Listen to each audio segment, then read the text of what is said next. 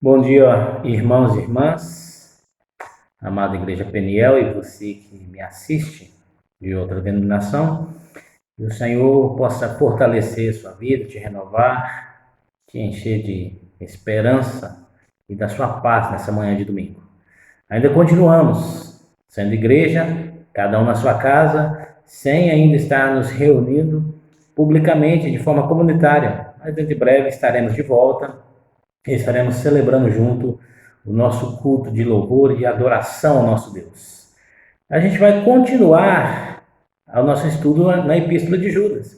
A gente introduziu a semana passada o nosso estudo nessa carta. Como eu disse, essa carta é uma carta que foi escrita para um povo definido, para um público definido da igreja, a igreja perseguida, a igreja primitiva, a igreja que estava passando por algumas situações complexas, algumas situações de desvio doutrinário que algumas pessoas estavam colocando sobre ela.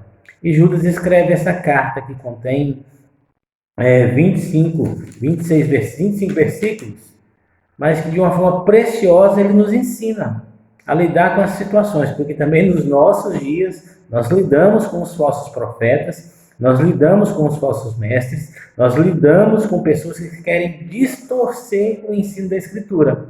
A gente viu semana passada, a gente introduziu, a gente teve uma pequena ideia do que Judas quer dizer, do que Judas trata na sua carta, do que Judas consegue trazer para nós de conteúdo a respeito dessa verdade, dessa questão onde ele trata, onde ele aborda esse povo que estava, então, distorcendo os ensinos de Jesus Cristo e fazendo com que aquela igreja se voltasse para práticas heréticas.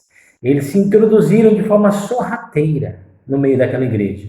E eu quero ler esses 7 versículos que nós tratamos de forma bem breve, de forma bem sucinta na semana passada. Eu só dei a introdução e falei apenas de um tópico, né? Que a gente precisa, de fato, ter uma identidade, se identificar, saber a quem nós pertencemos, porque é assim que Judas começa a sua carta, dizendo o que ele é e a quem ele pertence. Ele se dizia servo, escravo de Jesus Cristo. E eu vou ler para vocês que estão me assistindo nessa manhã de domingo, essa introdução, e vou ler até o versículo 7 da Epístola de Judas, para que a gente possa se familiarizar um pouco mais com o texto e que a gente possa aprender um pouco mais da Escritura Sagrada nessa manhã de domingo.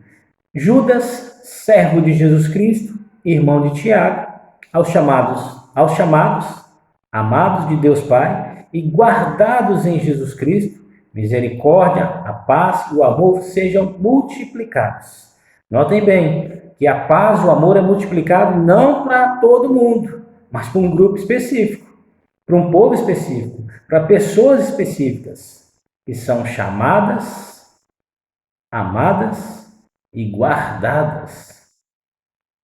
Então, a paz, o amor é multiplicado no meio desse povo, é expandido no meio desse povo. Não é para todo mundo. Não são para todos que isso se multiplica, mas para o povo de Deus, para o povo eleito. E Judas continua, até o verso 7, nós vamos ler. Amados, quando empregava toda a minha diligência em escrever-vos acerca da nossa comum salvação, foi que senti obrigado a corresponder-me convosco, exortando-vos a batalhar diligentemente pela fé que uma vez por todas foi entregue aos santos.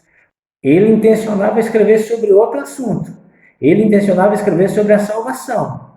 Mas como ele viu a necessidade que aquela igreja tinha, como ele viu a necessidade que o povo de Deus tinha de tratar a respeito dos falsos mestres, dos falsos profetas, então ele escreve de forma muito ampla sobre essas pessoas, sobre esses homens. Pois certos indivíduos se introduziram com dissimulação, os quais desde muito foram antecipadamente pronunciados para eles condenação, homens ímpios, que transformam em libertinagem a graça do nosso Deus e negam ao nosso único e soberano Senhor Jesus Cristo. Quero, pois, lembrar-vos, embora já estejais cientes de tudo uma vez por todas, que o Senhor, tendo libertado um povo, tirando da terra do Egito, destruiu depois os que não creram, e anjos que não guardaram o seu estado original, mas abandonaram o seu próprio domicílio, ele tem guardado sob trevas, em algema eterna, em algemas eternas, para o juízo do grande dia, como Sodoma e Gomorra, as cidades circunvizinhas, que havendo se entregado à prostituição como aqueles, seguindo após a outra carne, não posta, por exemplo, do fogo eterno, sofrendo punição. São postas como exemplo, ou para exemplo, do fogo eterno, sofrendo punição. Então, vamos ficar só até aqui no verso 7. No próximo estudo, a gente vai ver do verso 8 em diante, até o verso 16, as características, a essência, a maneira, como são esses homens. Então, a gente viu a semana passada a introdução da carta e o primeiro tópico, né? A primeira ideia que esse texto apresenta para a gente, de Judas, verso 1 até o verso 7, né? Que nós precisamos ter uma identidade, a gente precisa se identificar como povo de Deus, a gente precisa estar identificado como servo de Jesus Cristo, como alguém de fato. A gente tem que compreender de fato que a gente foi chamado, que a gente é guardado, santificado, purificado, nós somos amados por Deus, chamados por Ele e guardados por Ele, até que Ele venha. Então nós temos segurança daquilo que Jesus fez por nós. A gente viu também o propósito da carta, que era informar os leitores que havia algo que precisava ser trabalhado, que era a salvação. Era o aspecto da salvação que Judas queria trabalhar. Mas ele não pôde trabalhar esse aspecto porque ele viu a necessidade, como eu já falei, como eu já comentei, viu a necessidade de ampliar o assunto. Deixou até um pouquinho de lado o assunto da salvação, mas ele amplia para os falsos mestres, para os falsos profetas, para as pessoas que estavam sendo dissimuladas e distorcendo o Evangelho, e distorcendo a verdade de Jesus, e distorcendo aquilo que Jesus tinha dito.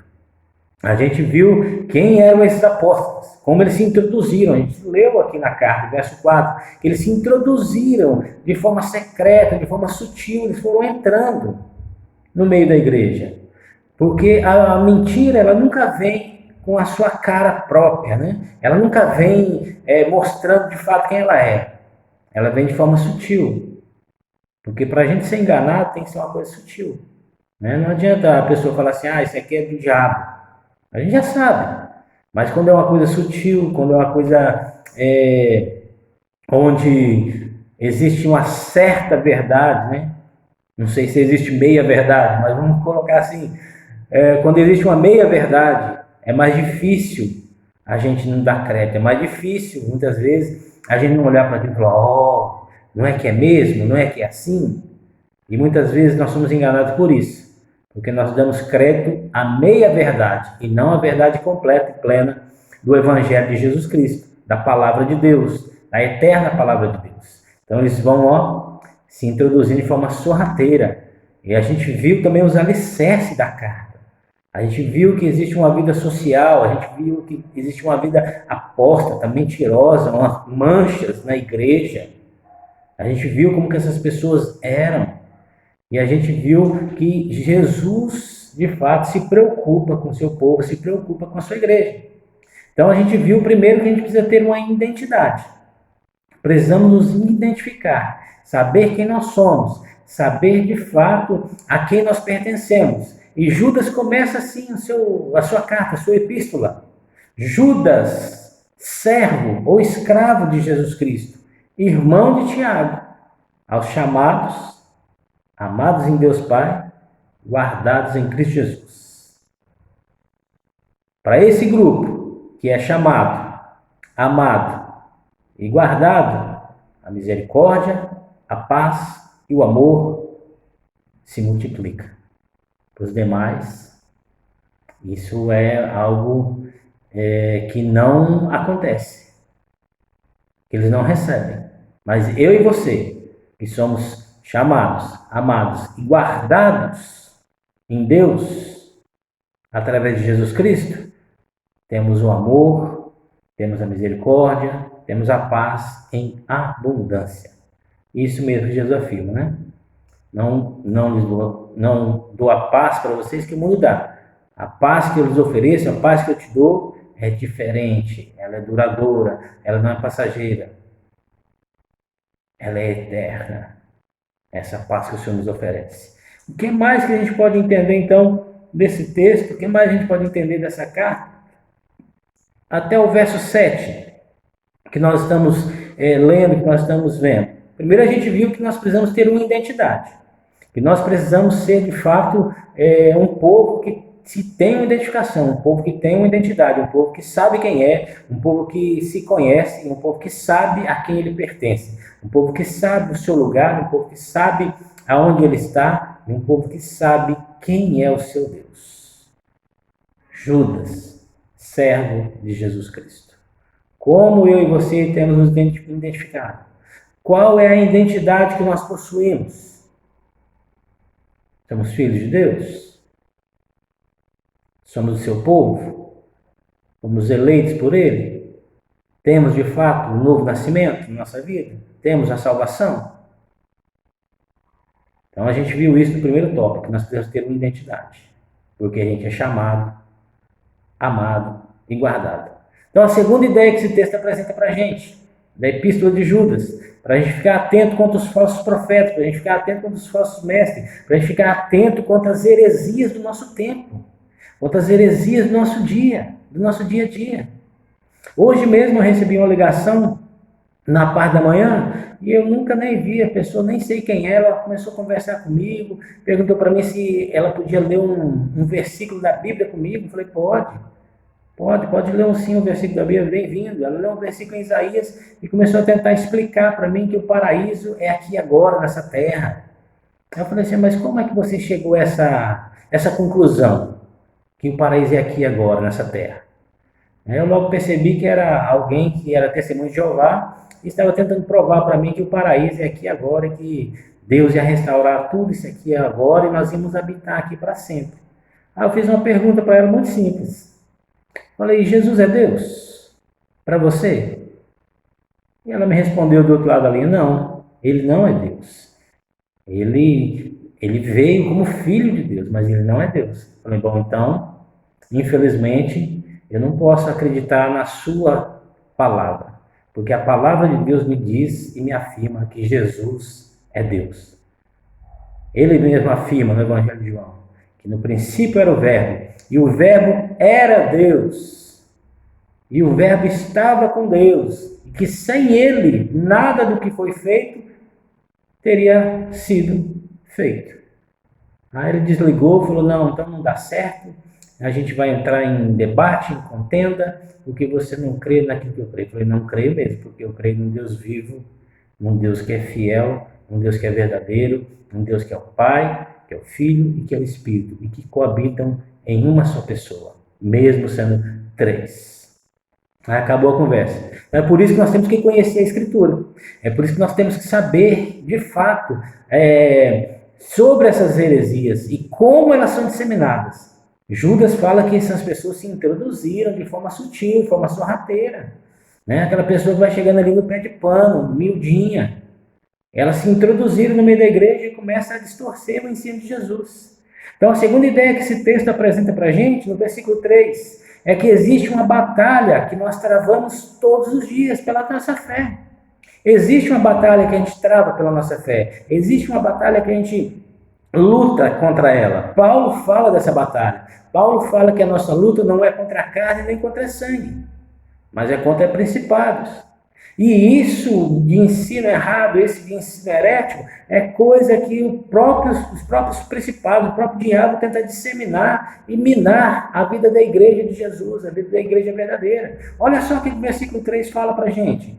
Amados, quando eu empregava toda a diligência em escrever-vos acerca da vossa comum salvação, que todo mundo sabe que Jesus morreu por todos os nossos pecados, Jesus morreu pelo seu povo, morreu pela sua igreja, morreu pelos seus eleitos, é algo comum, a salvação é estendida para o povo de Deus, para o povo que foi chamado, para o povo que é guardado, para o povo que é amado de Deus.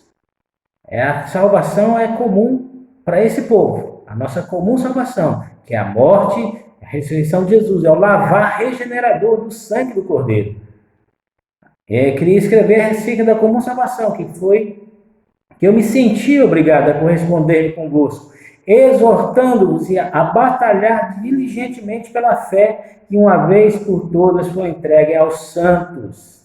Pois certos indivíduos se introduziram com dissimulação, os quais desses muitos foram antecipadamente pronunciados para essa condenação. Foi juízo que foi pronunciado contra eles. O juízo que foi pronunciado contra essas pessoas. Então, o apóstolo está escrevendo para essa igreja. O apóstolo está escrevendo para essas pessoas para que elas batalhem pela fé, para que elas saibam discernir os ensinos, para que elas fiquem atentas. Foi isso que Jesus Cristo disse para a gente. Foi isso que Jesus Cristo disse para os seus discípulos. Que eles deviam ser simples como as pombas, mas prudentes como a serpente. E a prudência é uma questão de discernimento. A prudência que Jesus pede para ser como a serpente, para que está sempre pronta, né? Para atacar o seu inimigo, para atacar o adversário, para atacar o seu agressor, é a questão do discernimento. A gente não ataca as pessoas com palavras, a gente não ataca as pessoas com ofensa, a gente não ataca as pessoas com armas. Nós atacamos as pessoas com a verdade do Evangelho, com a prudência de sermos pessoas sensatas, equilibradas, que conhecem de fato o Evangelho de Jesus, que sabem de fato aquilo que Jesus fez pela vida dos seus, pela vida da sua igreja. Então, algumas pessoas se introduziram. E o apóstolo chama essas pessoas para batalhar, para travar essa batalha diária pela fé. Nós somos açoitados todos os dias por ideias erradas, por ideias corruptas, por ideias que de fato nos levam muitas vezes para longe de Jesus, para longe daquilo que ele tem nos ensinado. Aquelas pessoas estavam introduzindo escritos, estavam introduzindo ensinos que eram juízos para a sua própria vida. Os falsos mestres, os falsos profetas, com tudo aquilo que eles estão ensinando de errado para a vida das pessoas, tudo aquilo que eles estão dissimular e dissuadir a igreja verdadeira de Jesus, eles estão colhendo juízo e condenação para eles. É isso que Judas está dizendo. É isso que Judas está falando. E Judas vai usar 3 exemplos do Antigo Testamento que a gente vai ver já já. De como esse juízo vai vir. De como esse juízo vai acontecer. Não através de nós. Não através da nossa própria força. Mas através de Cristo. Através do Rei dos Reis. Através do Senhor dos Senhores. Daquele que reina para todo sempre. Eles estavam tentando dissuadir as pessoas, dissimular as pessoas, dizendo que Jesus não era o único Senhor, não era o único Deus. Assim como o telefonema que eu recebi. A pessoa estava dizendo que Jesus não era Deus. Ele era só mais um Deus, né? Nesse meio de muitos deuses que existem. Jesus era mais um. E eu afirmei para ele, falei, não, Jesus é Deus. O Deus encarnado, o Emmanuel, como ele próprio afirmou. Então Judas declara imediatamente ao destinatário da carta que ele está escrevendo a seriedade do objetivo dos escritos dele. O porquê ele está fazendo aquilo, o porquê ele está interpelando, o porquê ele está mostrando para aquelas pessoas que de fato eles precisam batalhar pela fé, batalhar por aquilo. A interpelação, quando ele fala dos amados, está afirmando um caráter indivisível do amor de Deus pelas pessoas, do amor de Deus pela igreja, do amor de Deus pelos seus eleitos. Ele está falando que esse amor é indivisível. Eles são amados primeiramente porque Deus inclui cada um de nós que somos salvos, que somos a sua igreja. Deus nos inclui no seu amor. O verso 1 da epístola. Paulo também fala a mesma coisa, ele tem a mesma ideia, que ele vai aplicar à vida da igreja de Tessalônica. 1 Tessalonicenses capítulo 2, verso 8. Aquela igreja havia se tornado amada de Deus, porque em Jesus Cristo é que Deus nos ama sinceramente. Em Jesus Cristo é que Deus nos ama profundamente. É em Jesus Cristo que Deus nos ama. É em Jesus que nós somos amados. Então Judas escreve a respeito desse amor sincero. Não, independente da sua gravidade, da sua denúncia, contra os falsos profetas. Judas está dizendo: Deus ama a sua igreja, Deus ama os seus eleitos, Deus ama o seu povo. Então, como pastor, Judas está distinguindo claramente os seus destinatários. Ele não está dizendo que os seus destinatários são aquelas pessoas que estão introduzindo mentiras, que estão pregando heresias, que estão ensinando algo que Deus não disse. Judas distingue. Judas escreve para a igreja, para os amados, para os chamados, para os guardados. Judas escreve para os eleitos. Então existe um público, existe um destinatário específico. Não é para aquelas pessoas que estão dissimulando. Não é para aquelas pessoas que estão distorcendo o evangelho. É para aqueles que são santos. É para aqueles que permanecem firmes em Jesus Cristo. Então a carta dele tem como objetivo alertar a igreja contra os falsos profetas, contra os falsos mestres. Então ele expressa o seu amor pelos leitores, pela igreja que Deus ama. Ele expressa o amor dele. Judas expressa esse amor. Mas também ele faz um alerta contra os ensinamentos perniciosos dos hereges. São hereges que estão infiltrados no meio da igreja. São pessoas que estão distorcendo a Escritura. Estão distorcendo. E ele começa a dizer que a respeito da salvação, que está sendo agora ameaçada, não por algo de fora. Olha só que paradoxo. Olha só que surpresa.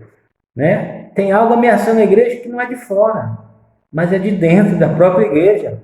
Porque eles se infiltraram. Porque eles se instalaram no meio do povo, querendo levar o povo ao erro, ao engano, através de palavras de persuasão, através de ensinos heréticos. Então, por essa razão, a igreja precisa ser convocada, ser exortada, ser ensinada. Ela precisava acordar e ficar fortalecida nessa luta diária, nessa batalha pela fé. Esse é um dos alvos da carta, é exortar a igreja a lutar pela fé que foi entregue de uma vez por todas. Quando eu e você nascemos de novo, quando eu e você nos convertemos, quando o Espírito comunica conosco interiormente que agora nós pertencemos a Deus, que agora Ele nos salvou, que Ele nos lavou pelo sangue de Jesus, então Ele nos dá fé. Essa fé é entregue para nós de uma vez por todas. Não é pela salvação em si que a igreja tem que lutar, porque a salvação já não foi dada gratuitamente. A salvação já não foi entregue gratuitamente na cruz. A salvação foi conquistada pelo Filho de Deus. Quando ao morrer ele fez ressoar, ele deu o grito de vitória. Está consumado. Você lembra disso quando você lê os evangelhos, quando você lê sobre a crucificação de Jesus. Quando Jesus está prestes a expirar, ele brada, ele dá um grito e diz: está consumado, está cumprido. A salvação agora está entregue ao povo de Deus, aqueles que o Senhor chamou. Então, ao escrever para fortalecer os crentes em sua fé, Judas se refere à ligação comum que existia e que existe entre a gente, que é a salvação. Que é a salvação que nos foi dada, que é a salvação que nos foi entregue. Você pode comparar esse texto de Judas com Tito, capítulo 1, verso 4. Então, com Atos, capítulo 2, verso 44. Importa que por um só nome sejais salvos, que é o nome de Jesus. Além disso, ele revela que existe uma ligação que nos ajunta, que nos mantém unidos, uma ligação que nos mantém firme diante dos falsos profetas. Na comunidade. São aqueles que não possuem a salvação.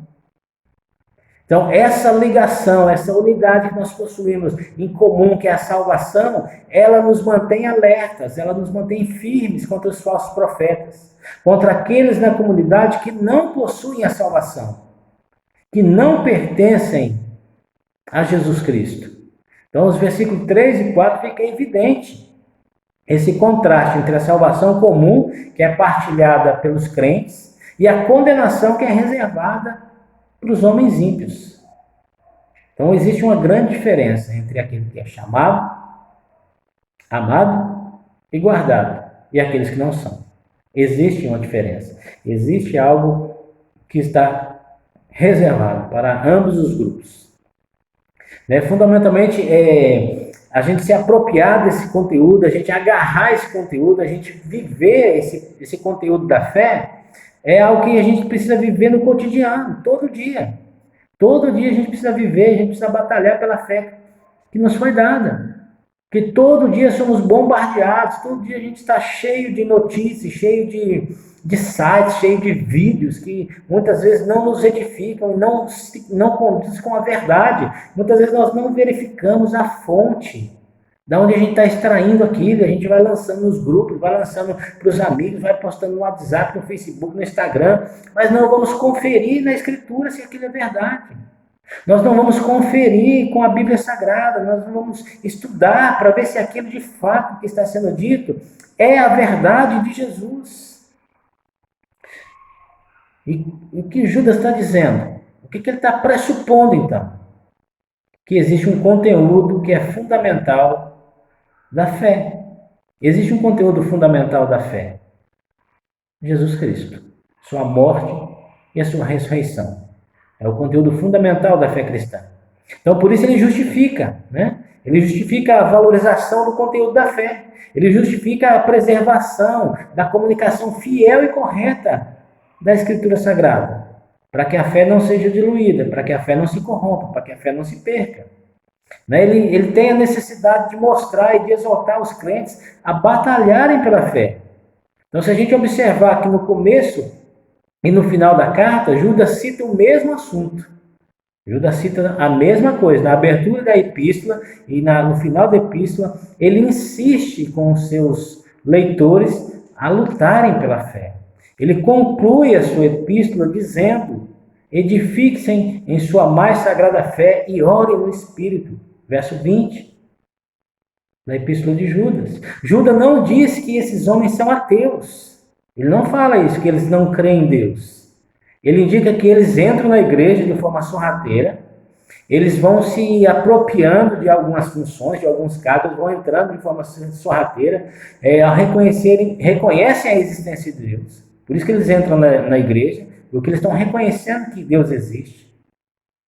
Porque se eles não reconhecem que Deus não existe, a gente não deixa entrar. A igreja não teria deixado entrar naquela época também. Mas eles entram de forma sorrateira porque eles acreditam que Deus existe. Eles não negam esse fato. Como o telefonema que eu falei para vocês que recebi hoje de manhã. A pessoa não negava que Deus existia, mas ela negava Jesus. Ela dizia que Jesus não era Deus. Era dessa forma que acontecia naquela época e acontece até hoje, irmãos. Não se engane. A gente não pode deixar se levar pela aparência. A gente tem que checar o conteúdo da mensagem. A gente tem que checar aquilo que está sendo dito, né? Eles não negam a existência de Deus. Se a pessoa nega, a gente já não deixa nem entrar. Fala, opa, não, você não acredita em Deus, então você não pode ensinar aqui. Não é isso mesmo? Mas a conduta pessoal deles demonstra toda a iniquidade que eles têm. Se você comparar depois os versos 15 e 18, você vai ver que esses mesmos versos 4, 5 e 6 vai mostrar a conduta deles. Mesmo eles não negando que Deus exista, a conduta, a prática demonstra a iniquidade. Esses homens pensam que agrada a Deus e que eles podem fazer o que eles quiserem. Esses homens pensam que a graça de Deus permite eles a pecarem de qualquer forma, desenfreadamente. Eles acreditam que a graça de Deus é um cheque em branco para que eles façam o que eles quiserem, para que eles tenham um apetite sexual desordenado, para que eles sejam libertinos. E não é isso que a graça nos apresenta. A graça nos apresenta um padrão de santificação, de santidade, de vida com Deus. Então a gente precisa estar vigilante em relação aos falsos profetas. Pois a gente viu que no Sermão do Monte, que é de uma forma sutil, a diferença entre o verdadeiro e o falso. Para você conhecer o verdadeiro, para você distinguir o verdadeiro do falso, você tem que manipular a Escritura, que é toda a verdade de Deus. Você precisa conhecer a verdade para você distinguir entre o falso e o verdadeiro profeta. Você precisa distinguir, você precisa saber quem são e o que eles ensinam, para que você não caia no engano, no erro, no engodo dessas pessoas. Manipule, use, estude, leia, memorize a Escritura, para que você não venha a ser confundido, para que você não venha a ser enganado. Então a gente já viu o que Judas está ensinando para a gente, que nós precisamos ter uma identidade, uma identificação com quem nós pertencemos. Vimos também que nós precisamos batalhar pela nossa fé, para que a gente não seja enganado, para que a gente não seja confundido. Terceiro, A terceira ideia que esse texto traz para a gente é o verso 7. É de que existe um povo escolhido por Deus, mas aquele que não é escolhido já está condenado, tem um juízo sobre ele. É isso que Judas está falando, é isso que Judas está apontando. Quero vos lembrar, quero lembrar-vos, embora vocês já estão cientes de tudo, que uma vez por todas, que o Senhor, tendo libertado um povo, tirando da terra do Egito, destruiu depois os que não creram. Ele está lembrando o povo aqui é um povo judeu, um povo que conhece a Torá, um povo que conhece o Velho Testamento, e ele está relembrando esse povo de um fato do Velho Testamento. Ele está dizendo, ele está relembrando. A razão de tudo isso é a revelação de Deus dos seus feitos históricos, e ele está relembrando isso, ele está avivando a fé, ele está avivando a mente, refrescando a mente daquelas pessoas e avivando a sua fé. Ele está relembrando que a razão de tudo é a revelação de Deus para a nossa vida. E que a gente só vive pela fé porque Deus se revela a nós. Porque Deus se aproxima de nós. E por isso aquela igreja precisa ser recordada constantemente dos feitos de Deus, da grandeza de Deus, das realizações, das promessas que Deus tem para a vida do seu povo. Então a recomendação que ele está dando, a recomendação que ele está fazendo, é importante e é necessária, porque coisas conhecidas e familiares facilmente elas se perdem. A gente esquece, a gente perde a influência, a gente perde o fervor, o ardor por coisas que são familiares demais. A vida cristã, a vida com Deus, a nossa vida de fé não é questão de familiaridade, mas é questão de intimidade. Alguém que conhece Jesus, alguém que conhece a Escritura, alguém que sabe quem Ele é. Então nós precisamos dar importância àquilo que é verdade, nós precisamos dar importância à palavra. Os membros da igreja que Judas está escrevendo sabem que de uma vez por todas foi entregue para eles a fé. Foi-lhe dado algo, foi-lhe dada a revelação de quem é Jesus.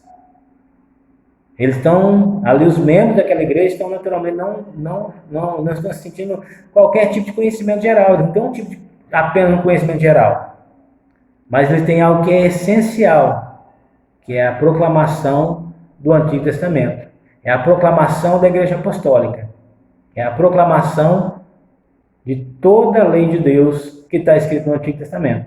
Então, com o uso da expressão saberem disso, ele está indicando que os leitores já conhecem os fatos históricos.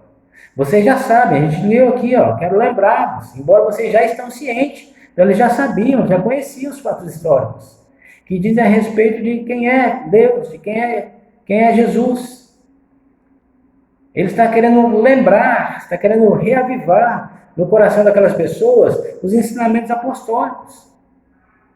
A doutrina sã, a doutrina cristã, que foi confiada para eles, que foi dada a eles.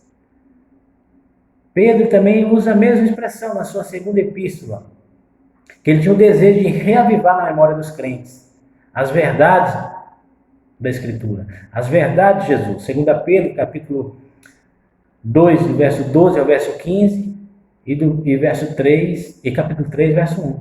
Talvez ambos os autores tenham em mente o conteúdo de um catecismo para novos convertidos. Talvez tenham em mente um discipulado que é feito com os novos membros, com pessoas que estão chegando na igreja. E por isso precisa ser reavivado, precisa ser recordar, relembrar. Por isso que é preciso que a fé venha a ser reavivada no coração daquelas pessoas. Então a gente tem 3 exemplos aqui do Antigo Testamento. 3 exemplos que Judas fala a respeito da condenação e do juízo desse povo que não pertence a Deus. Existe uma distinção entre o povo que pertence e o que não pertence a Deus. Isso é muito claro na Escritura, isso é muito claro também no texto de Judas. E o primeiro exemplo que é bíblico, que é dado por Judas, qual é? Está lá em Números, capítulo 14, do verso 20 ao verso 25. Então, os destinatários da carta, as pessoas que estão lendo essa carta originalmente, eles sabem que o Senhor resgatou, que o Senhor tirou o povo do Egito. Eles sabem disso. Eles conhecem o Antigo Testamento. Assim como eu e você devemos conhecer a história da libertação, a Páscoa que eu preguei esses dias, a verdadeira Páscoa. Quando Deus tira, quando Deus poupa o seu povo lá no Egito. e tira aquele povo com mão forte, com o braço estendido. Ele está relembrando isso. Esse é o primeiro exemplo. Que Deus resgatou aquele povo. Que Deus aniquilou os que não creram. Os que não creram estavam condenados e foram aniquilados. Os que creram entraram na terra prometida. Os que creram ganharam a vida. Então, ou seja, mesmo que aqueles que experimentaram um ato salvador fundamental de Deus na antiga aliança, que foi a libertação do Egito, ainda pereceram no juízo. Não chegaram à terra prometida. Não foi todo mundo que saiu do Egito que entrou na terra prometida. Por quê? Porque nem todos eles, de fato, creram. Porque tinha um povo ali no meio que não era povo de Deus. Tinha um povo ali no meio que não pertencia a Deus. E eles pereceram no caminho.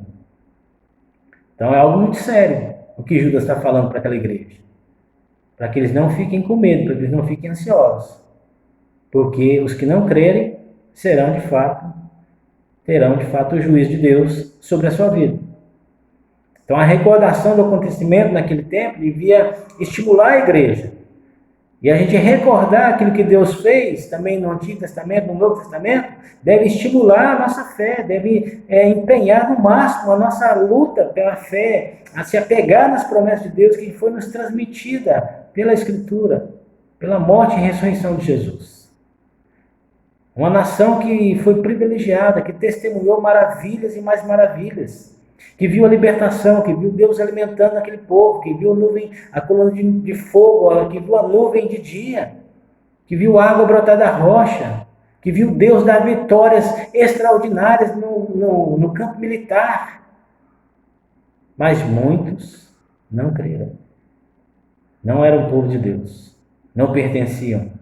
Então, rejeitar a orientação que Deus oferece, ao rejeitar a orientação que Deus ofereceu, aquele povo experimentou o juízo de Deus. Assim como esses homens, Judas está falando para eles vão receber também o juízo de Deus. Eles vão receber o castigo de Deus. Eles vão receber a condenação que está para eles reservada.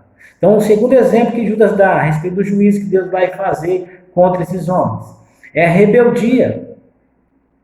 É a rebeldia que Judas vai apresentar agora, que diz respeito aos anjos. Que Deus não poupou nem mesmo os anjos, nem mesmo as criaturas que são mais poderosas do que nós. Que havia posição de governo, de principado, de autoridade, conforme Efésios capítulo 1, verso 21. Efésios capítulo 3, verso 10. Colossenses capítulo 2, do 10 ao 15. Então Deus não poupou juízo para os anjos. É isso que Judas está dizendo aqui. Que esse povo que não pertence a Deus vai receber a justa condenação, assim como esses anjos que se rebelaram vão receber a justa condenação de Deus. Deus também deu tarefa para eles, que incluíam servir de mensageiro. Porém, quando esses anjos se rebelam contra Deus, Deus os puniu, colocou eles em prisão, em trevas eternas, como o texto fala. O texto fala, o verso 6... Os anjos que não guardaram seu estado natural, que se rebelaram contra Deus, estão condenados, estão guardados sob trevas, por grande dia, para aquele dia escatológico, quando Jesus vier buscar a tua igreja, julgar toda essa terra. Então isso tem fundamento bíblico, na narrativa de Gênesis, né? Quando os filhos de Deus cobiçaram as mulheres, tiveram relação sexual. Judas está se apegando à interpretação que existia, que era corrente, a partir do livro de Enoque. Então havia muita matéria, havia muita coisa, havia muitos livros que foram escritos que eram edificantes, como a gente tem hoje. A gente tem muito livro que é escrito que é edificante, mas que não entra no rol e que não entra no nível de inspiração da Escritura Sagrada, que é inerrante. Que é aquilo que Deus nos deixou. Então ele vai se apropriar de alguns elementos da história, Judas vai se apropriar de alguns elementos da história, vai se apropriar de alguns livros apócrifos, que nós chamamos, né, que não são inspirados, e vai trazer a ideia de como é que Deus vai fazer juízo contra essas pessoas, contra esses homens. Então o segundo exemplo que ele dá é o dia a rebeldia, a rebelião que esse povo tem. Os anjos que não guardaram o estado natural, Deus tem guardado sob trevas para o grande dia. É como os anjos que se rebelaram contra Deus, são os anjos caídos, e estão aprisionados, esperando o juízo de Deus. Judas transmite a ideia de que esses anjos rebeldes estão vivendo em trevas espirituais, estão acorrentados à sua sentença de julgamento divino, que eles jamais podem escapar. Não que eles não estejam atuando, não que eles não estejam praticando mal, mas o que Judas está dizendo é que o dia do Senhor é certo sobre eles, que esse juízo já está definido, que eles estão acorrentados, estão em trevas espirituais, estão acorrentados, e a sentença deles já está decretada, que é o julgamento divino, e eles não podem escapar. É isso que Deus vai fazer também com esses falsos profetas. Eles já estão condenados, eles não podem escapar do juízo de Deus. E a gente sabe que Deus é santo. Ele vai julgar todas as coisas em Cristo Jesus. O terceiro exemplo que ele nos dá, que Judas mostra para a gente também do Antigo Testamento, a igreja conhece, a igreja sabe, aquela igreja sabia. Ele cita agora Sodoma e Gomorra, e as cidades que estavam ali em volta de Sodoma e Gomorra. Ele está dizendo que existe uma condenação que vai ser semelhante àquela. Existe uma condenação para o falso profeta, para o falso mestre, para aqueles que tentam seduzir as pessoas com mentiras, que tentam se infiltrar, que tentam introduzir na igreja heresias, que essa condenação está reservada para eles. Os pecados de Sodoma se tornaram um provérbio entre o povo do Antigo Oriente.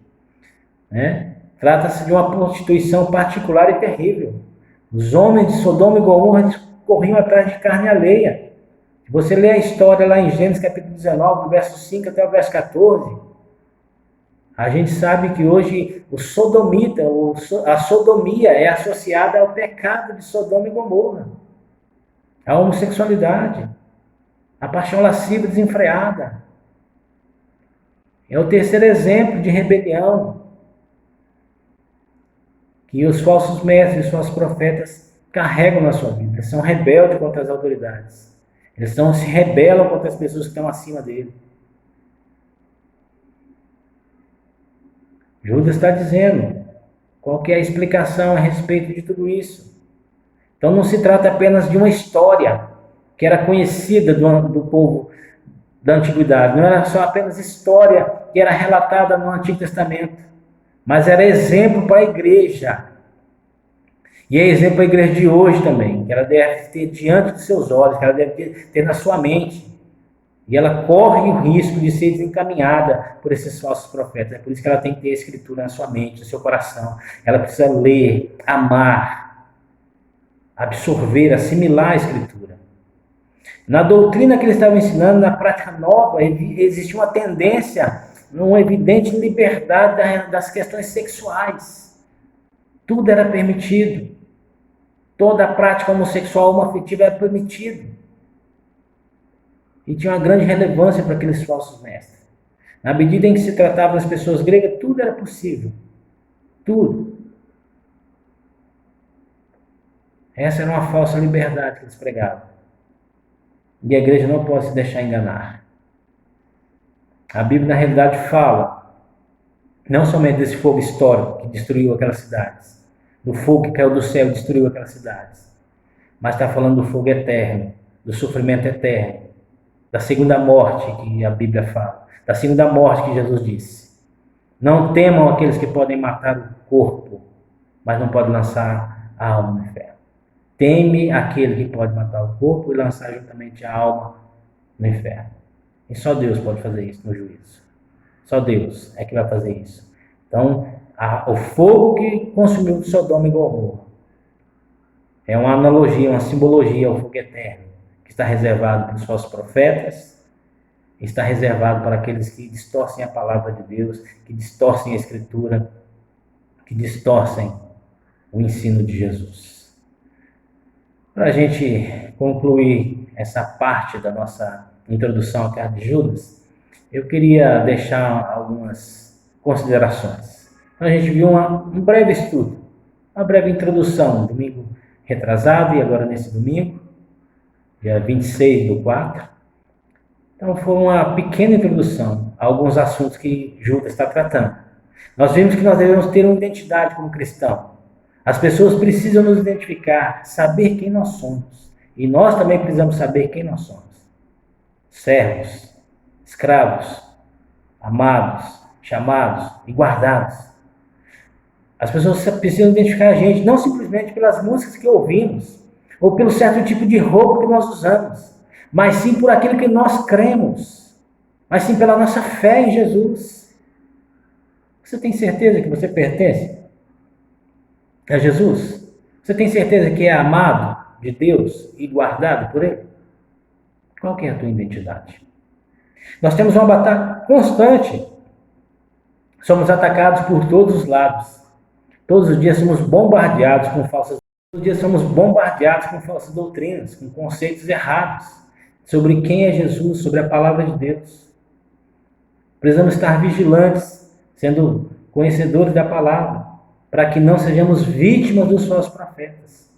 Você tem se alimentado da verdade? Você tem se alimentado da palavra? Você tem gravado o seu coração? Você tem decorado trechos da Escritura? Você tem se alimentado dela? Para não ser enganado, para não ser iludido? Somos o povo de Deus, temos responsabilidade. O juízo virá sobre a terra. O juízo vai vir, Deus vai trazer o seu julgamento, Deus vai fazer distinção entre aquele que serve a Ele e o que não serve. Como a gente viu nessa introdução da carta, que existe um povo que pertence a Deus e um que não pertence. Existe uma ameaça que está dentro da igreja, está no meio da igreja, não é de fora, não é algo externo, é algo interno que tem ameaçado a igreja. O juízo de Deus vai vir, mas aquele que pertence a Deus está seguro nele, porque é amado, é chamado, é guardado por ele. Judas está falando para advertir a igreja, para mantê-la alerta contra as heresias, pois é inevitável que Deus traga juízo sobre tais pessoas. Você e eu, meu irmão, minha irmã, precisamos estar alertas. Precisamos estar com os nossos olhos, os nossos ouvidos atentos àquilo que a Escritura Sagrada diz. Pense nisso. Leia a Escritura. Ame essa palavra. Se alimente dela, para que você não seja enganado, para que você não seja confundido. Que Deus abençoe. Um ótimo domingo para você, um bom almoço, e que o Senhor renove a sua vida, a sua fé, a sua esperança nele, em Cristo Jesus, o nosso Redentor. Amém. Que Deus abençoe vocês.